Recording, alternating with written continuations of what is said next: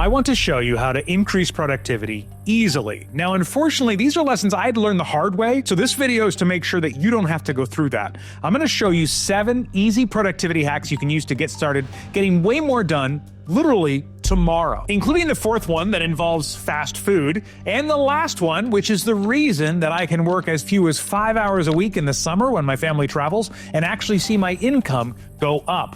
Let's jump in. By the way, my name is Jerry Potter, and we're gonna start with one that I know you've heard before, but I need to hear it over and over again, and that is to eliminate distractions so you can get deeper work done. 2 easy ways to do this. 1, limit your email checking to only once a day or twice if you have to. Email always feels urgent. Do not have it open or you'll be stuck there all day. When I worked for an agency, I managed 20 clients, and in years, there were never any emergencies that would come in via email. And I certainly don't have the willpower to see something come up and go, well, I'm going to ignore that until later. And then the second way to eliminate distractions is anything that does distract you, just make sure it's as far away as possible. For me, it's my phone. I want to pick it up. I want to browse social media. I want to see if I got any notifications, that dopamine hit. So it's not enough to just have my phone face down. I actually put it on the other side of the room or in the other room so I'm not even tempted. Productivity hack number 2 is email related as well, but it's really quick. Schedule your replies to go out later. If someone emails you and you reply right away, you end up in a back and forth conversation. So I will often reply to an email when I'm checking my emails, but then I'll schedule it to go out later that afternoon or the next morning. Productivity hack number 3. This is especially impactful if you are a people pleaser, like I am, or I say I'm a recovering people pleaser, and that is to set boundaries and then communicate what they are very clearly to everyone around you. The problem is if we don't do this, then we start thinking like, oh man, they probably are wondering why I'm not replying and I don't want them to be mad at me or not like me. But when you make it clear, I'm not replying until the next business day, you absolve yourself of that guilt and you can focus more on other important work. Productivity hack number 4. This is the one that I said was the fast food one. Change your scenery. So I'm here in my home office and studio, and I don't do very focused work here because I'm thinking about, oh, I gotta go move the laundry, or I gotta wash dishes, or oh, I wonder what's going on outside, and different things like that. So what I do is I go somewhere else and I have a change of scenery. Just so happens my place is McDonald's. They have the Diet Coke that I love, and I don't want to talk to anyone there. So even though there's stuff going on around me, I put my noise canceling headphones in, and I get, honestly,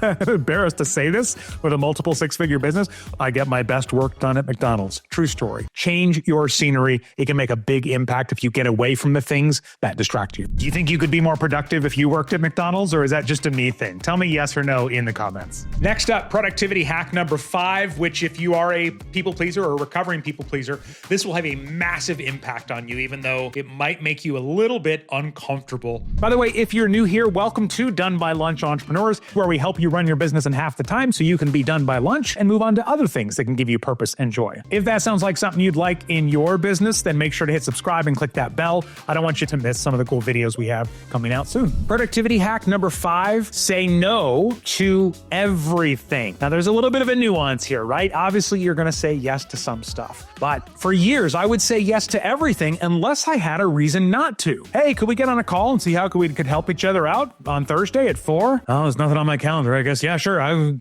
get on a call with you Thursday at 4. Why not? Now, my brain immediately says no unless I have a good reason to do it. Because remember, every time you say yes to one thing, you are saying no to something else. And for me, that could be spending time with my kids or my wife, my health, different things like that. Now, there is a small group of people that have an exception, like my immediately family and my closest friends. For them, the answer is always yes. But in general, make no your default answer and see what happens. Productivity hack number 6, put specific blocks on your calendar for implementation. There's a couple of ways you can go about this depending on how much free time you have. Personally, I like to have a 2-hour block every day for me to do deeper work, but other people like to have full days, so they have no appointments, no meetings on, let's say, Tuesday and Thursday because those are their deep work days. And then the other thing to put on your calendar is what I call MAFO time. For most of us, when we're not being productive, it's usually because we're distracted by something we're more interested in, right? Like, I want to test out this new tool. Maybe it could do something for the business, but it's really not what we should be working on in that moment. So you want to add some time to your calendar, maybe a couple hours a week,